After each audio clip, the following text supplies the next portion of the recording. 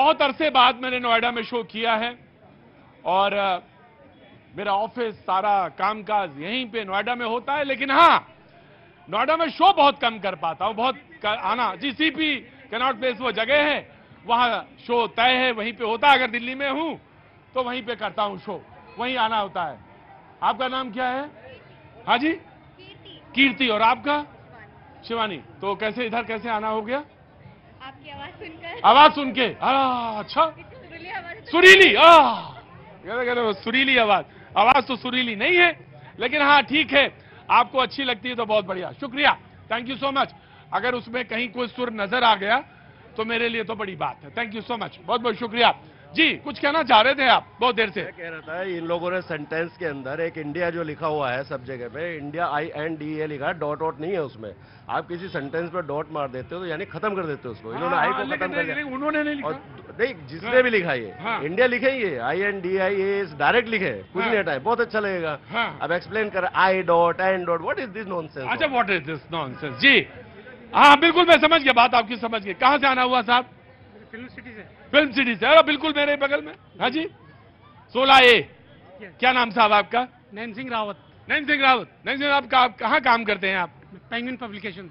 Penguin में, बहुत publishing house में काम करते हैं, बड़ा पब्लिशिंग हाउस है जिसमें आप काम करते हैं।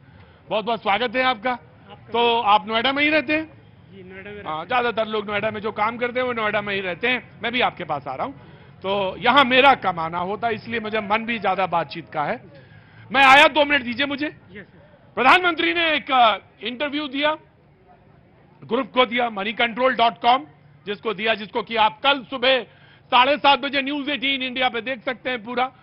G20 के पहले दिया, और ये पहला इंटरव्यू है, खास इंटरव्यू इस मायने में है कि कैसे विकासशील देशों का जो जिक्र है, जो उनकी बात है, जो उनकी समस्या है, जो मंच पर स्टैब्लिश करने का मुद्दा है, उस पर वो बोले।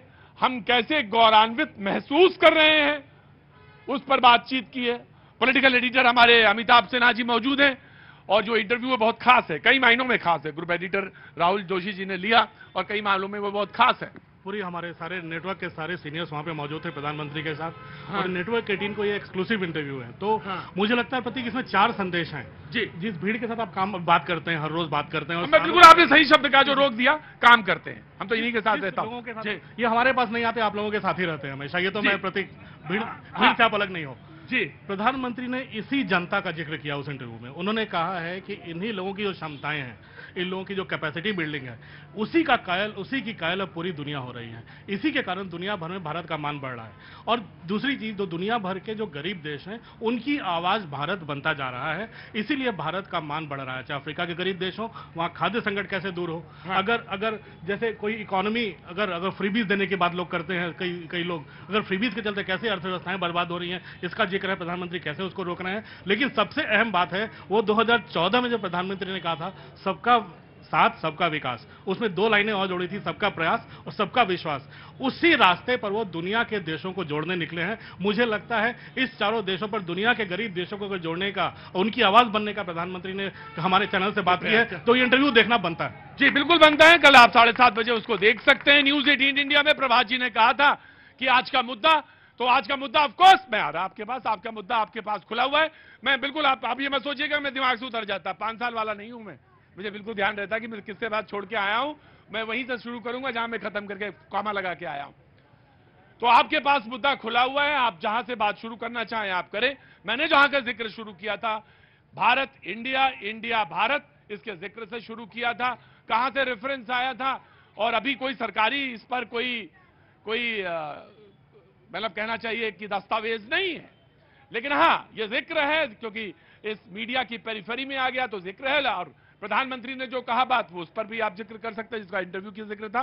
मैं वहां आया, वो जनाब से पूछ के, प्रभात जी मैं आपके पास से शुरुआत करता हूं। जब्बार साहब आपका बहुत बहुत शुक्रिया। जी जनाब, कुछ कहना चाहते हैं?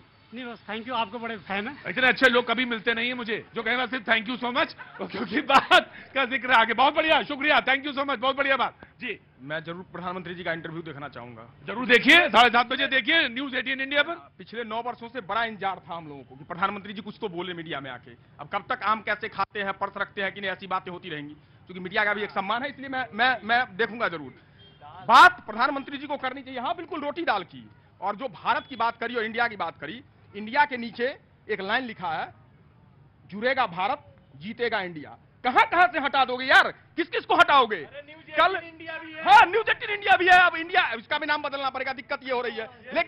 लेकिन मैं ये नहीं कह रहा, कल के डेट में मैं नहीं, तिवारी भाई आप ही से पूछ रहा हूं, एक सिंपल सवाल है, बड़ा मतलब मासूम सा सवाल कर रहा हूं, आप मासूम आदमी है, मैं चाहता हूं ऐसा ही सवाल। बड़े चालाक आदमी हैं आप, हैं? भाई है मेरे, देख लो मैं मासूम कह रहा हूं, ये बंदा सातिर बोल रहा। सवाल इस बात का है कि कल को कोई तीसरा मोर्चा बने जो खाली है अभी जगह, कुछ लोग हैं ऐसे जो दोनों में से कहीं नहीं है, वो अपना नाम भारत रख लेंगे, तब क्या करोगे? तब आर्यवर्त रखोगे? मैं पूछ रहा हूं, तब जम्बूद्वीप रखोगे? प्रतीक जी सबसे पहले बता दें कि भैया किसी का नाम हटाया नहीं जा रहा है। आई के आगे आप लोग डॉट लगाए इंडिया में, हम तो अपनी संस्कृति को उठा रहे हैं। कम से कम हम इंदिरा इक्वल टू इंडिया नहीं किए हैं। संविधान के तहत इंडिया इक्वल टू भारत की बात कही गई है, हमने रिपब्लिक ऑफ इंदिरा नहीं कहा है, हमने रिपब्लिक ऑफ भारत कहा है। ये वही कांग्रेस है जो कहती थी इंदिरा इक्वल टू इंडिया है। अरे कहाँ से काम खत्म करके आ गए सर। कहाँ काम कर रहे हैं? बस बगल में इफ्को टोक्यो में। अच्छा वहीं पे इफ्को में, बहुत अच्छी बात है। क्या नाम हो गया आपका? राजीव जी। तो बहस में अपना तमाशा खड़ा हो रहा था, चला लगा तमाशा हम भी देख लें। मैं तो ये बोलता हूँ कि हाँ। ये इंडिया वर्सेस भारत, इंडिया हो गया अपना जो अंग्रेजों ने नाम देके दिया, हाँ। भारत बोलने से गर्व मिलता है हमें यहाँ पे। भारत यहाँ से निकलता है। कहाँ से निकलता है? यहाँ से। 3 बार बोलता हूँ मैं, कहाँ से निकलता है? कहाँ से? कहाँ से? बोले यहाँ से निकलता है। अब जब्बात भाई क्या कर लेंगे? जब यहाँ से निकल ही रहा है तो करेंगे क्या जब्बात भाई? जब्बात भाई तो बड़ा मुश्किल फंस जाएंगे। कहाँ से निकल रहा? जी नमस्ते, कैसी हैं आप? कहाँ से आना हुआ? नोएडा से। नोएडा से। क्या नाम है आपका? रजनी ठाकुर। रजनी ठाकुर। कुछ काम या हाउसवाइफ क्या कर? मैं ट्रेनर हूँ, टीचर्स ट्रेनर। टीचर्स डे, आज तो टीचर्स भी मिले और टीचर्स ट्रेनर भी मिले। आप आज टीचर्स डे भी है, तो आपको बहुत बहुत प्रणाम है। और आपके बच्चों को भी जो आपसे तमाम शिक्षा लेते हैं वो टीचर्स हैं जो शिक्षा लेते हैं आपसे। तो आप कुछ कहना चाहेंगी आज के दिन पे, या आज इस मुद्दे पे कहना चाहेंगी भारत इंडिया, क्योंकि बच्चों को तो पढ़ाती हैं आप। जवाब भाई इसके बाद मैं आप ही के पास आ रहा हूँ। जी मैं यही कहना चाहूंगी, मैं यहाँ पे आई क्योंकि मैं चाहती थी कि यहाँ पे एक फीमेल, ये मेन डोमिनेंस है यहाँ पे ज्यादा, मैं चाहती थी यहाँ फीमेल्स का भी हर जगह रिप्रेजेंटेशन हो, हर जगह। मैं आपको एक बात बताता हूँ, मैं जब बोलता हूँ तो मैं हमेशा ये कहता हूँ कि स्त्री जो है ना बोल रही है मेरे अंदर, मैं उसके बगैर बोल ही नहीं पाऊंगा। जो कहते हैं ना कि आपको मैंने आवाज, आपका सुर देखा तो चला, हालांकि मैं कोई सुरीला आदमी नहीं हूं, बहुत कर्कश हूं, जब बोलता हूं तो बड़ा कर्कश नजर आता हूं, लेकिन उसको पता नहीं क्यों बहन को, छोटी बहन को नजर आता है आप जब बोलते हैं तो बड़ा सुरीला नजर आता है। वो जो सुरीलापन है ना, मैं वही स्त्री है जो हर पुरुष के अंदर यहां रहती। कहां? यहां रहती है और मेरे अंदर भी रहती है, उसके बगैर तो मैं बेकार हूं। तो ये मतलब इसमें पढ़िए ना कि यहाँ पे मेल डोमिनेंस। अरे क्या मेल डोमिनेंस, ये सब स्त्री हैं। अब देखिए सबके सब स्त्री हैं। स्त्री बड़े स्वाभिमान की बात है, प्रेरणा की बात है, ऐश्वर्य की बात है, समृद्धि की बात है, यश की बात है ना जी? तो इसी इस पे आइए, कुछ मुद्दा है उस पर बोलिएगा। जब्बात भाई को सुनिए, तार समेट के रखो भाई। प्रतीक भाई, जिस मौजू के ऊपर डिबेट हो रही है वो बहुत भयानक भी है और डरावना भी है और बहुत ज्यादा चिंतन का विषय भी है। इस देश की आत्मा, जिन लोगों ने इस देश की आत्मा के सहारे एक देश का सपना सोचा, संविधान निर्माताओं ने बाबा साहब भीमराव अंबेडकर की वो आइडियोलॉजी, गांधी जी की वो आइडियोलॉजी, पेरियार की वो आइडियोलॉजी, उसके बाद मौलाना आजाद की वो आइडियोलॉजी, आज उस आइडियोलॉजी के ऊपर आरएसएस के लोग और यही भारतीय जनता पार्टी के लोग निरंतर प्रहार कर रहे हैं। जवाब भाई कल आपने नहीं बोला उस पर, सनातन पर। मैं बोल रहा हूं, मैं बोलूंगा आज जो मौजूद है उस पर बोलूंगा, और मैं पहले और जगह कई बार बोल चुका हूं। तीसरी सबसे बड़ी बात, जिन लोगों ने ये संस्कृति की बात करते हैं, पूछिए आरएसएस के लोगों से, ये पैंट पहनना जो आरएसएस का ड्रेस है, कि भारत की संस्कृति के अंदर आता है या नहीं आता है? और भारत की संस्कृति की जब ये बात करते हैं तो भारत की संस्कृति तो धोती और कुर्ता पहनने की है। कभी देखा आप लोगों ने इन लोगों को पहनते हुए? ये जो ड्रेस आई है ये भी भारत की नहीं, आरएसएस की। और इनकी संकुचित मानसिकता यहां तक गिर चुकी है कि अब संविधान के ऊपर ये डायरेक्ट हमले कर रहे हैं, तो इसलिए कर रहे हैं क्योंकि जिन्होंने अंग्रेजों की मुखालफत में जिन्होंने अंग्रेजों की तायीद करने में इतना अपना समय लगा दिया कि तिरंगे के विरोध के आगे निकल गए, संविधान के विरोध के आगे निकल गए। आज उन लोगों की आत्मा रो रही है क्योंकि इन्होंने भारत और इंडिया को लड़ाने का काम करा।